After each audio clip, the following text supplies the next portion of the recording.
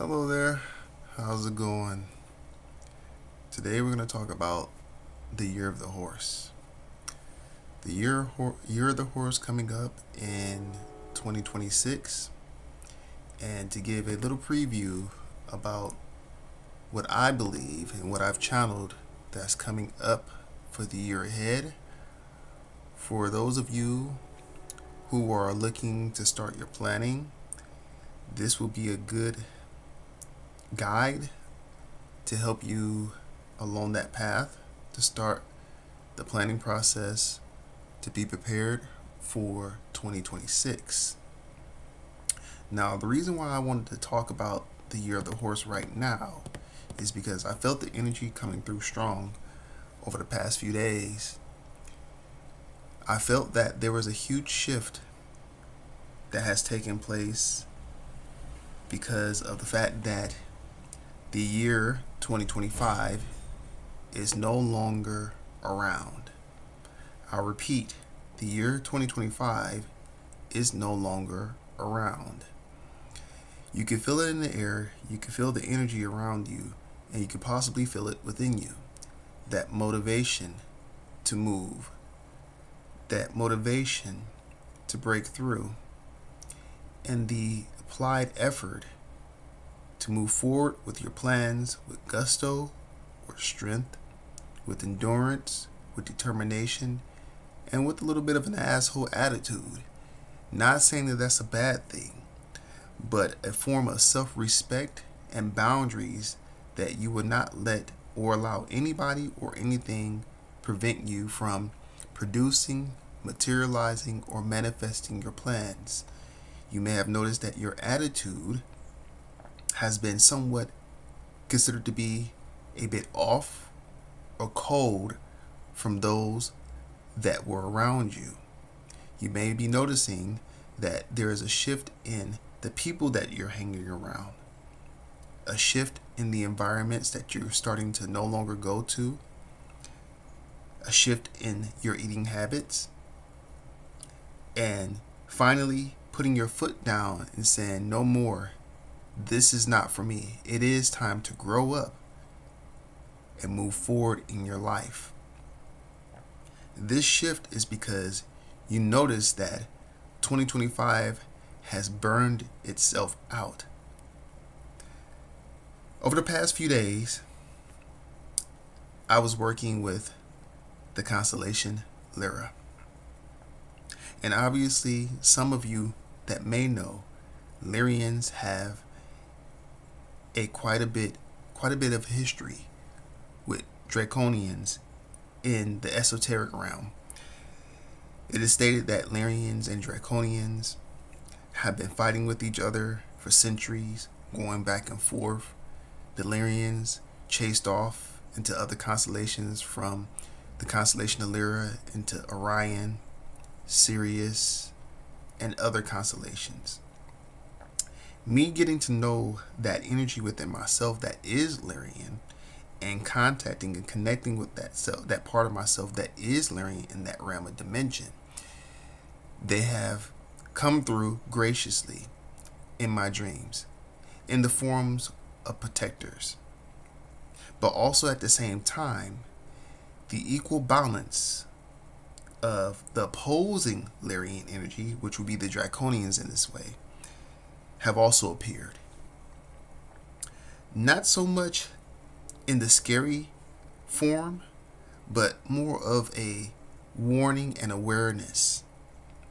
Now, when I have dreams that some may consider to be shocking or scary, I take a step back, and instead of responding to it in fear, I take an interest to it. One of those dreams was there was 3 females chasing me through a building, trying to capture me. And I don't remember much of the dream outside of the fact that I was flying through the dream in a bit of a darkened space, which obviously would symbolize lightness of heart, which is a Lyrian quality. And along this dream, closer to the end, I ended up coming across these three females in this apartment building. This apartment building wasn't your standard apartment building. It looked kind of raggedy, beat down, low maintenance. And in this building, I was looking for my apartment, looking for my space. Now, I switch views as you do in dreams. You see different perspectives. From the observer's perspective, I saw three women. These three women were not normal. They were heavier set, and they had a very strange presence about them. More cannibal-like, because that came to me in my dream, that these women were cannibals and they eat flesh. Now, they were chasing me, looking for me and searching for me, trying to find out where I was. Now, in the dream, I remember going into an office around a bunch of women, black women, indigenous women, melanated women, and I asked them for help. I said, hey, I need help finding my space, my apartment. And they said, hey, okay, that's cool, no problem. Would you like help? Now, at this point in time, I became lucid in the dream to the point of realizing that I could either A, accept their help, or B, turn it down. I accepted their help and I said yes. But something in me told me at that point in time, even in the dream, that I made the right choice. I didn't later figure that out until I woke up. So anyway, we leave the office and we start walking around looking for the apartment, but we just couldn't find it. We searched everywhere. It was nowhere to be found.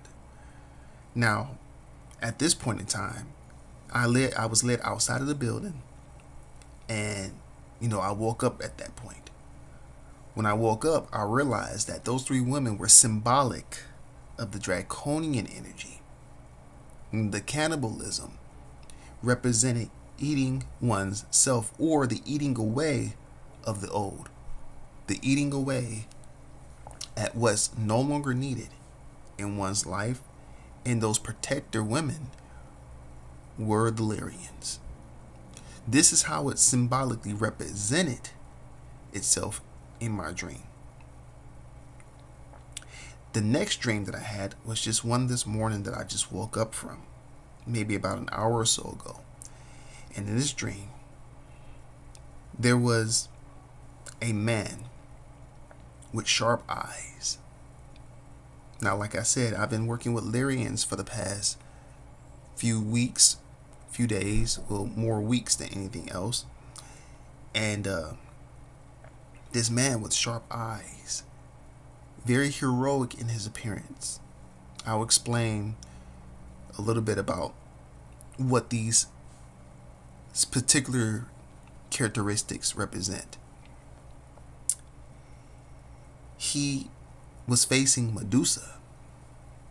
Now, we all know Medusa from the occult perspective represents the pineal gland that's active, an activated or active pineal gland.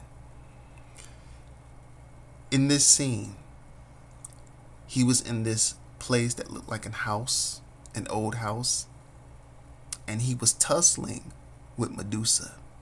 Now, mind you, I'm just observing this, not interfering.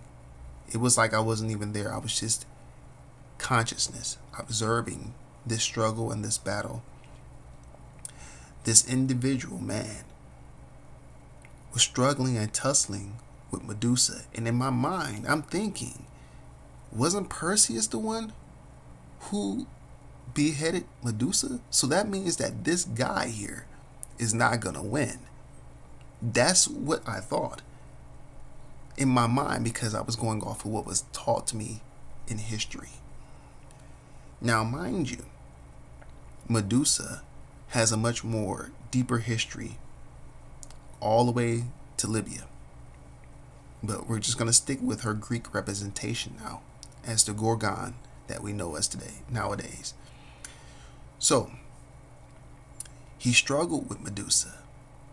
And it's like there was a view, camera-like view, that zoomed in on his eyes, and his eyes were sharp, as if he was not going to give up.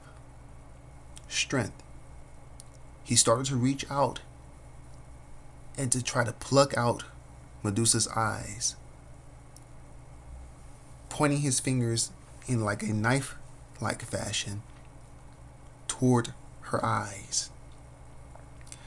Medusa had a time with this hero, struggling just a little bit, which showed that she wasn't as strong as she thought she was. Now, mind you, I'm not taking this from the perspective of either or. I'm just speaking about it from what I sensed. Now, the hero almost got close to Medusa's eyes, but she looked at him directly in his eyes. And then as she looked at him, he began to turn to stone. His body slowly calcifying until it reached the point of his eyes, which basically stayed open and did not calcify. Now, this let me know that the old self, which represented the hero, was no longer needed. And the activated pineal gland was doing its job, a form of protection. Medusa was protecting herself from what she considered to be a threat. Now, obviously, it can be taken in any different way. Medusa being the villain, being evil, the hero, Hercules, Perseus, being the hero, fighting this monster, and eventually losing. But I want you to change your perspective here and to understand that the true hero was Medusa. She represented putting away something that was not needed, a perceived threat, right? She was aware enough to see that what was coming up toward her, even though she struggled a little bit, she was still able to defeat. And so, therefore, it represented being prepared for the year ahead, where there may be challenges, but you have to change your perspective to see yourself neither as a hero nor a villain, but that which is, and to be able to see both sides of the coin. That's just something to think about. Now, I mentioned the year of the horse because of the pickup of energy that's now starting to manifest within the ethers.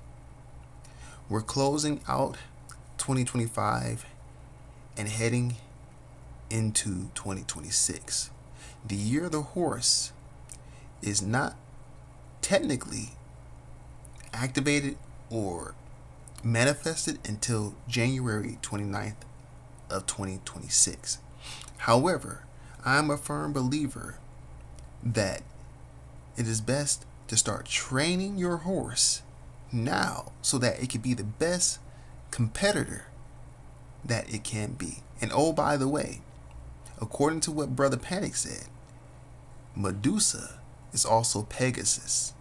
Pegasus is also the horse. Keep that in mind. So, I'm one who believes that if you start training your horse now, which is your spirit, your mind, and your consciousness, before the quote-unquote clock change at 0000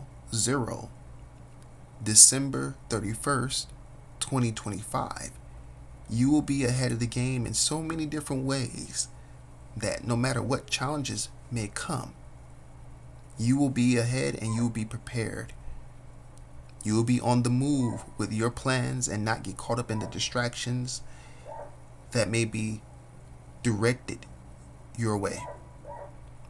You will always be on top of your game and be confident enough to put your horse in the race. Now, when I say race, I don't mean getting yourself involved in the daily hustle and bustle of politics or he say, she say, arguments, debates, challenges, back and forths.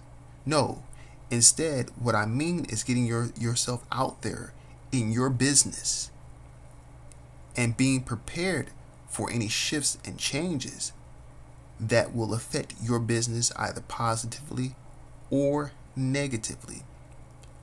But because you have prepared yourself now, those changes and shifts will be prepared for, and it will be easily dealt with for you to continue on with your mission, because you're utilizing the power of the horse to carry on with your drive and focus and unstoppable will that will not stop no matter what. Now I want to read an excerpt from Brave, the internet browser that I looked at to find out what the year of the horse represented by traditional Chinese symbology. It says the year of the horse is represented by the horse in traditional Chinese and simplified Chinese, which is the 7th animal in the 12th Chinese zodiac cycle. So, the 7th animal. Now, I'm going to break this down the best I can. As simplistic as it may seem, it matters. You have the 7th house, right? In the 7th house, according to the Western Gregorian mythology, you have Cancer, which is the 4th. The 5th is Leo. The 6th is Virgo. The 7th is Libra. So you have Libra, which is equivalent to whatever the 7th house is for this animal. The reason why I bring that up is because it's very important to know your correspondences, to know how they interrelate. So there is a form of balance that will be taken and will be needed at this point in time in order to balance the zodiac energies of the horse. Even though it may not seem like there's connection, there is. Think about it like this. If you just set a wild horse on a path, it won't have direction, and therefore it will be untamed, and it can be destructive. However, if you're taking the time out to get to know that horse, to get to know that animal, to get to know what you're dealing with as a form of raw power, it is better to be able to deal with, so to speak. So the 7th animal in the 12th year of the Chinese zodiac, the horse is associated with the earth branch symbol and is linked to the element of fire in the upcoming year of the horse. So you have an earthy energy that's going to be rising up with an empowerment of fire. So this means stability beneath your feet is one of the main primary things that will be, 1, tested, and 2, needed to be prepared for. So now would be a time to start storing away any excess cash, making plans to start building now and planting seeds, completing projects that you started, and just finding ways to ground yourself in your nature, in tune with nature. Now, because as we go forward, things are going to pick up energetically. This is why the element of fire is linked to the power of the horse, because it shows drive, it shows motivation, It shows an ability to keep up with things, as you may want to slow down, but your spirit and spirit team may say, no, it's time to pick up and carry on. So with you being grounded allows you to be able to take that fire and that drive and move forward with your actions in a stable and sturdy type way. It says, the year of the horse begins on January 29th, 2026. Now, numerologically, we can look at this as January 1, 29th, that's 11, so you got a 2. So 1, 2, 1. 121. I didn't do the numerological research on that. I'll leave that to you. But if you do 121, that's 4. So you're still dealing with an element of stability. So this is happening on a day that grounds your projects, grounds your foundation, brings you to ultimate, confidence in knowing that you're ready to take on the year ahead because you did everything you needed to do. And since it's like those gates are open and it's off to the races, you're already ahead of the game, so far ahead that it would take a long time for anybody else to catch up with you. Now, mind you, this isn't a competition, even though that energy may be in the air of wanting to compete. Just beware that if you choose to compete, have a plan and be strategic in that plan, because there's always somebody better and greater at things than you. So let this year also teach you balance in your ego, honoring your ego, honoring yourself, so that if you are competitive, just be wise in how and who you compete with. In Chinese culture, horses are revered for their strength, speed, and noble spirit. These are great things to actually cultivate here. Work on strength training. Work on your speed. Work on creating more of a noble, honest, authentic spirit. Right? This will help hone that inner drive and focus of the horse that rises up within you. They are often depicted in art and mythology as symbols of power, courage, and vigor. Now would be a time to start planning out what you really, really want and going for that. Stop holding back. Don't go small. With this energy here, you want to go big because it is a big energy. It's not small. This is something that is meant to be used on a large scale. And this will be a good time to start making plans that will expand in a long-term fashion. Something that will build in momentum, build in wealth, build in prosperity, build in abundance. But the foundation has to be strong. It has to be true, and it has to be real. They are often depicted in art and mythology as symbols of power, courage, and vigor. Historical depictions of horses in Chinese art dates back to the 4th century BCE, with a significant increase in prominence during the Tang Dynasty, where they were frequently shown in scenes of travel, trade, hunting, and military exercises. So there you have it. Some ways that this energy could be used is in travel. So if you want to make sure that you want to have safe travel, or you want success in travel, start planning your trips now. Trading, if you're into commerce in any way, start your plans now. Start investing now.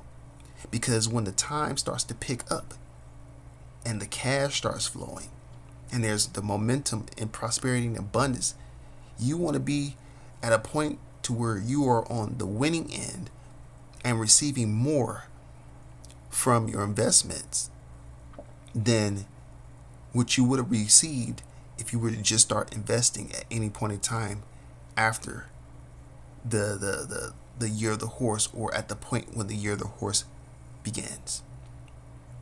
Hunting and military exercises. A famous image in Chinese legend features a white horse. Remember what I said about Medusa also being Pegasus, right?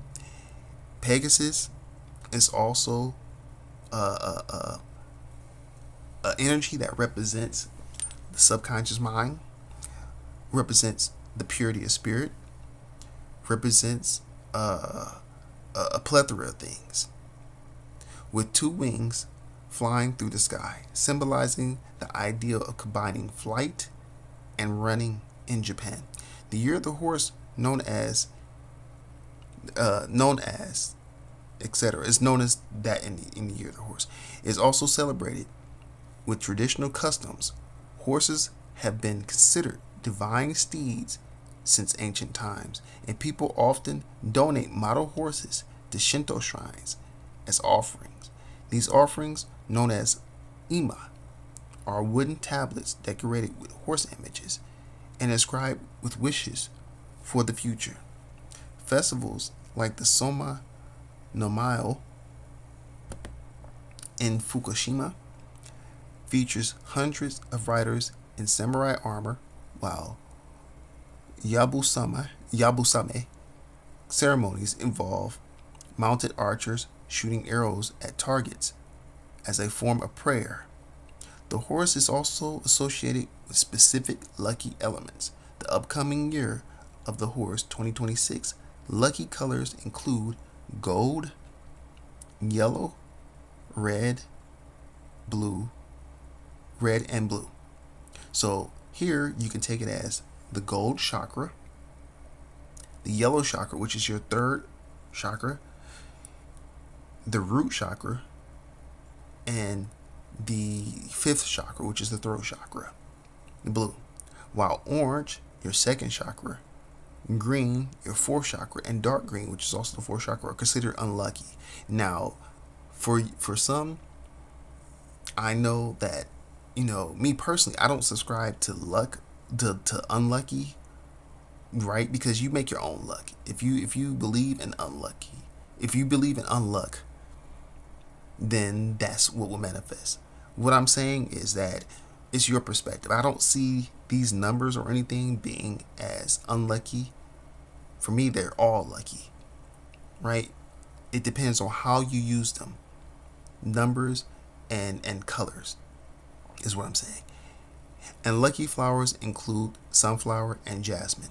People born in the year of the horse, such as those in 1918, 1930, 1942, 1954, 1966, 1978, 1990, 2002, 2014, and 2026 are believed to be intelligent, energetic, outgoing, and hardworking. Though they may also be stubborn or impulsive, visual representations of the year of the horse can be found in various forms, including traditional paintings, festival decorations, and modern merchandise like calendars, Negajo, that's New Year's cards, and themed displays. The horse is also a common motif in Chinese and Japanese art, also symbolizing freedom, ambition, and the pursuit of dreams. So this will be a good time to pursue those things, your dreams, making them come true, working on freeing yourself from old habits and behaviors, and becoming ambitious about what you're passionate about. Now, I put in some additional work here, and I went into some symbolism of how this horse energy can be utilized in an overall perspective outside of just looking at it as a yearly thing, right? I looked at body parts associated with the year of the horse. And I personally believe that, you know, the year of the horse will be a great year of success, wealth, and completion of projects that had not been completed in this year, 2025. The number 9 will also be a foundational number to build off of, and in a point of building your foundation and starting to work on and from. And it will determine which projects will have further success and which ones will not. 2026 will be a year of speed, power, and determination and will. So it may seem that others may be pushy or even headstrong. So to harmonize with the energy, it's best to get with the program, meaning that if you're driven to do something by your intuition, perception, and discernment, don't doubt it. Build off of it and do it. But remember, you're building off of fact and experience from the previous 2025 year. This is a way to ultimately succeed going forward. So to go with the program is to go with your own internal spiritual guidance. This will ensure that the path remains clear and straight for you ahead. And since the path has been started on success, that success is giving you a head start right now with clarity, quiet, and peace of mind while the air is clear, while the road is being cleared ahead of you, so that by you starting now gives you ability to have a clear path to accomplish what you need to accomplish. This will also ensure that you have top-notch focus and a strong will and drive in the process. So therefore, when the date of the quote-unquote year of the horse starts, you're already ahead of the game that much further in the delivery and success of any project that you have planned. And it is usually like the old saying, the early bird catches the worm. And since you are ahead of the game, you have more experience and knowledge and information and experience to be able to share with those along the way, to be able to increase and have even more success from doing so. So that sharing allows you to create space to learn something new and to give you even more of an in-depth, foundation, knowledge, and stability in your knowledge, wisdom, and understanding. Like I said, this is a year of forward movement to set your will into action, into motion. And let the year, the energy, the fire, and the wind carry you along with your participation to get wherever you need to be as you need to be there. And as you move forward to create and complete with consistency and continuity, you know that you are already there because you've already planned it out and you're doing the work now. This will also cause you to have create patterns, schedules, and to also create consistency. Remember, the horse can also be a great tool for focus. You also have the capacity to be unfocused as well too, to have a very, active mind, overly stimulated mind, with the ability to stay focused and stay consistent with a thing, picking one thing and staying consistent with it.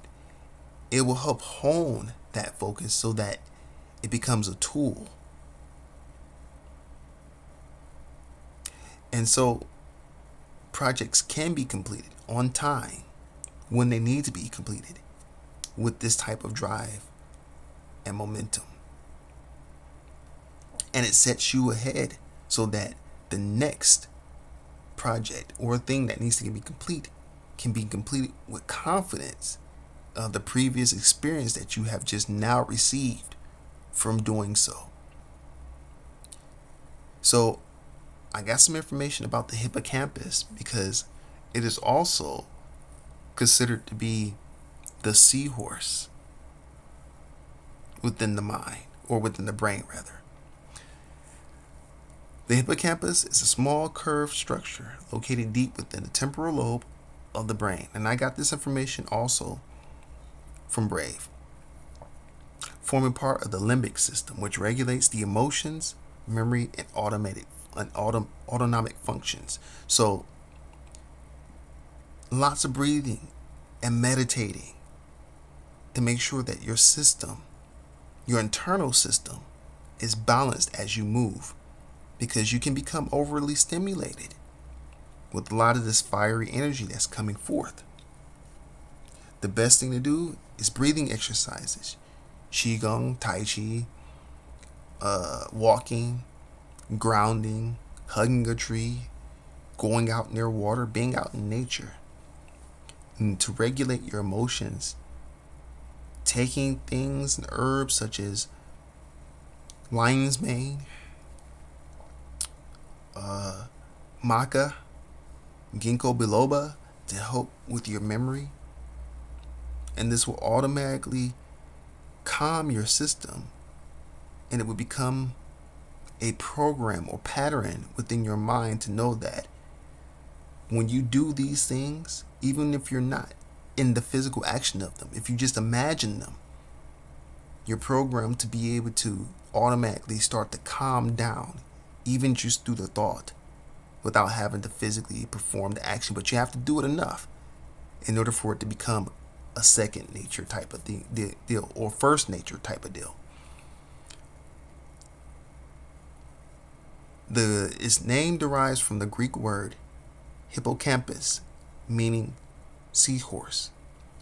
Now, this, like I said, is important because this aspect, this portion of the brain, is what's going to be what's going to be fortified the most. I don't really want to say tested. I want to say fortified the most, because of the fact that this would teach you different perspectives about your own self emotionally, things that you didn't know about yourself, or for example, how you respond to certain events emotionally. You will learn, right? Certain memories will come up because of the fact of you being able to perform different actions now. You're doing something different. You're planning things different. You're being consistent in a different way. So this will activate different memories. Maybe you saw a certain person in your life growing up doing a certain thing, acting a certain way, or performing a certain type of action, whether it be work or non-work. And it can be used as a tool to help you. That's digging up those memories that can be used as fuel. So, it resembles a seahorse. It is a component of the hippocampal formation, which also includes the dentate gyrus, subiculum, and the ethereal cortex.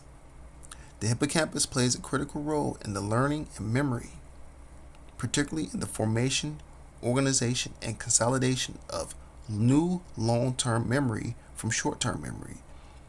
So, as I was saying, being consistent, starting a plan, being consistent in that plan, having a drive and focus, taking on a new personality and developing a new personality to develop this type of behavior and lifestyle will benefit you in the long term, because now you're starting to realize that you're remembering more, you're learning more, and you're formulating a new organizational type of skill sets that even others may not be able to comprehend. You know what you're doing because you have experience from previous success. It acts as a temporary storage and processing center where incoming sensory and cognitive information is integrated and then transferred to other regions of the brain for long-term storage. It is especially important for declarative memory, memories of facts and events. Facts and events. So you performing the actions now, getting the success step by step, making your mistakes, picking yourself up, looking at them not as mistakes but as lessons, I'll say. Going through the lessons, getting the experience, you're able to create facts. And from those facts, which is truths, your own truths personally, creates events. Those events are new structured memories that lead to different creative realms within the mind now that you didn't have access to because those neurotransmitters or those new neural pathways were not developed at that time. Now you've developed new neural pathways because of this, because of how you're going about it and staying true and real and consistent.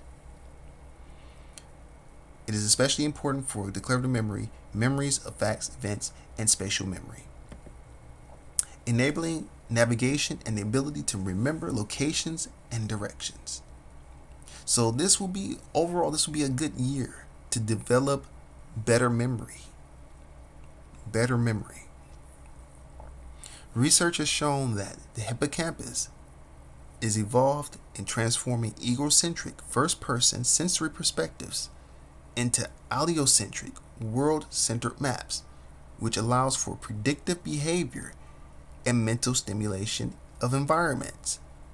So you're able to now change your perspective and to go from a me, first person only, to how you are affecting your environment. It's okay to be egocentric. It is. I'm all about me. I'm all about I'm all about who I am. At the same time, it is important to see how you are interacting with your environment and how your environment interacts with you.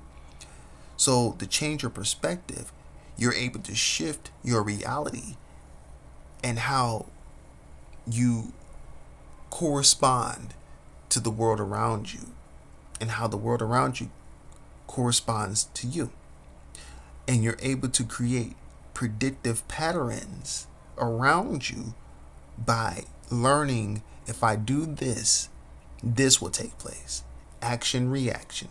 If I perform this action, this will take place. And you're able to have better strategic planning skills going forward. And you're able to have an effect to mentally stimulate your environment. This function is supported by place cells in the hippocampus that fire in response to specific locations in the environment. So this is the same as anchors, triggers, that when you go into a certain space, a certain emotion is elicited.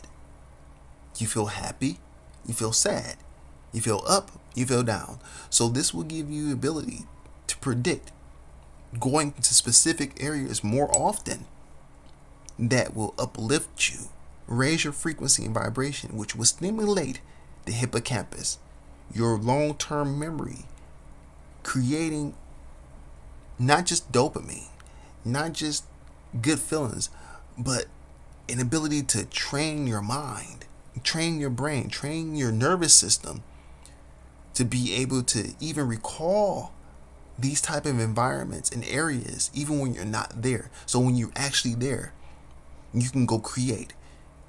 Think about it like this. You try this exercise. Think of a place that really makes you feel good. Somewhere in your environment.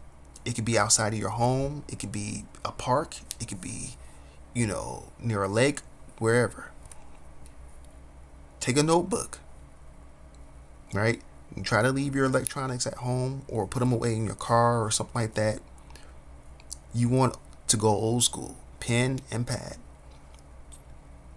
Go to that area and just sit there and just take in the environment. Breathe the air. Take your shoes off. Ground yourself. Sit on the ground. Listen to the sounds. Smell the scents. Feel the energy. Taste the air. Close your eyes. Take a few breaths. And then let the creativity flow. This stimulates positive long-term memory. It stimulates better predictive behaviors. It stimulates a more balanced relationship with the environment itself, because even the environment will respond to you in a joyous and similar fashion. As above, so below. As within, so without. So you going to this location and being stimulated in a positive way will then give you the ability to become even more creative. Now, once you do what you have to do and you sit there for a while, take that same energy and hold on to it as long as possible before you get back into your daily routine. And when you're at home, take a few moments to visualize yourself back in that setting. Do it while you're in the bath. Do it while you're doing something relaxing. What this does is reinforces that positive, stimulating memory, that positive, stimulated reaction. And it allows you to be able to draw on that same type of creative force in the now, as if you were there already, because technically you are there. The mind doesn't know what's real and what's not. So, the subconscious mind, anyway, most definitely. So you can be there at that space, quantumly, if you want to consider it to be. But either way, you're there now, and you're able to draw on the same creative functions that you would if you were physically there. This is a positive exercise that you can try to create better long-term positive memories.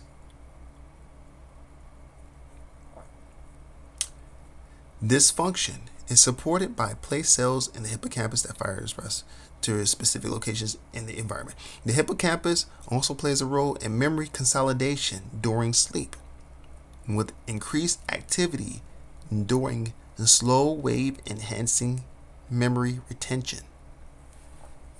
So sleep is a good time to consolidate those experiences so that as you experience what you experienced through your waking day, you can take that same energy and open up the gateway within your subconscious mind to the dream world and lucid dream into that same location and still pick up on even more creative energy if you want. Now, mind you don't want to overstimulate yourself, but this is just some ideas, right? That you can also go into this space even in the dream world. So basically what I'm saying is that you can be in this space 24/7, 7 days a week. If you hear the message, if you're listening, if you can pick up what I'm saying, you can be there all the time. This could be your new world of your new creative outlet. Now, mind you, you want to change it up. You don't want to just be in one spot all the time, but you get the idea, you get the gist.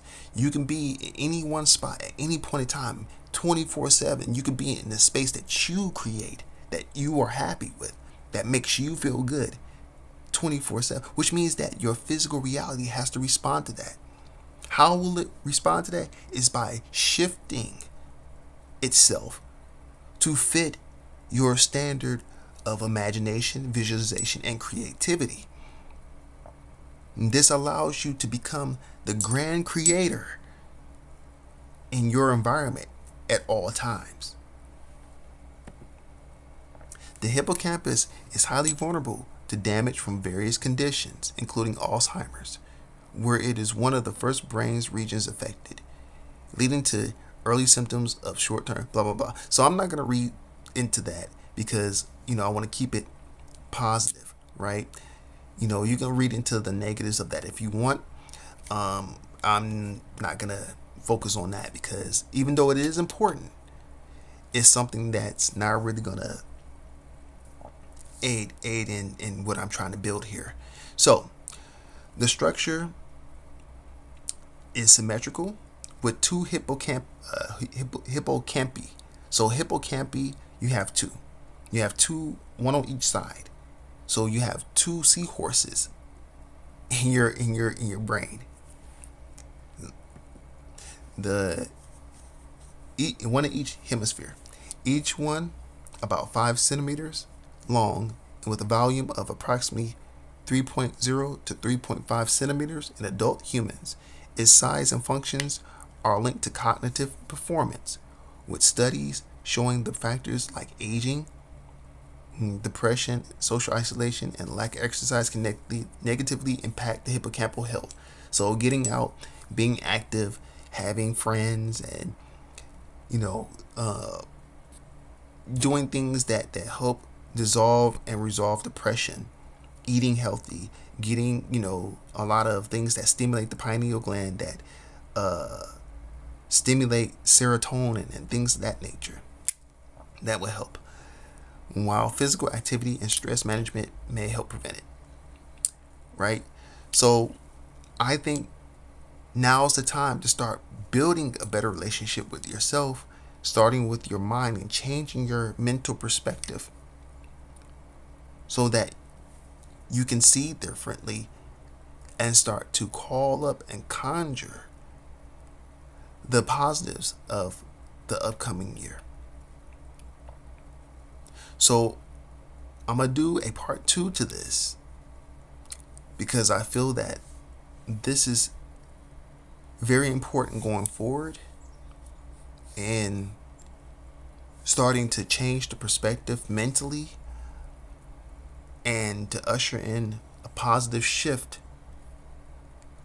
in taking back the power of your mind by utilizing very simple functions in your daily life to help you get there. So, until the next lesson, take care, and I'll talk to you later. Peace.